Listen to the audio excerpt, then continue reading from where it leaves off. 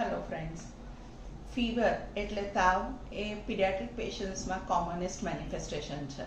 એક તાવનું કારણ કોઈ પણ હોય, પણ જ્યારે તાવ એક લેવલથી વધારે જાય એટલે 102 103 આવે ત્યારે મા બાપ પેનિક થાય એ બહુ કોમન છે.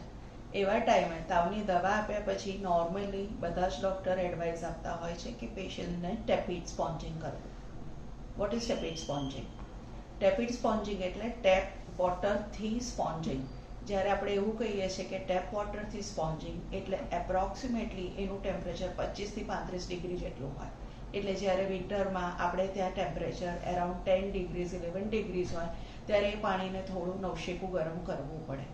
અને જેવો આપણો ઉનાળો હોય છે, જે ટેમ્પરેચર વધીને 42 ડિગ્રી સુધી પહોંચી જાય, એવા ટાઈમે એ પાણીમાં થોડું બરફ નાખીને થોડું ટેમ્પરેચર ઓછું લાવવું પડે.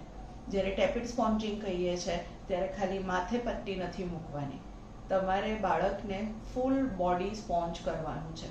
તાવ જે ઉતરે છે એ પાણીના ઇવોપરેશનથી થાય છે. એટલે જેવું તવી ગરમ હોય અને આપણે પાણી છાંટીએ અને પાણી ઉપર વરાળ રૂપે જાય ત્યારે એનું ટેમ્પરેચર ઘટે. સેમ મિકેનિઝમ શરીરમાં પણ થાય છે. એટલે બાળકના કપડાં પૂરા કાઢીને આખું શરીર, પગથી લઈને માથા સુધી આખું શરીર સ્પોન્જ કરવાનું. પહેલાં આગળ કરો, પાછળ કરો અને કન્ટિન્યુઅસલી 5 થી 10 મિનિટ સાથે તમે જ્યારે ફૂલ બોડી સ્પોન્જ કરો ત્યારે ટેમ્પરેચર ગમે એટલું હાઈ હોય, નોર્મલી 10 to 15 મિનિટ્સમાં એ કૂલ ડાઉન થઈ જતું હોય છે.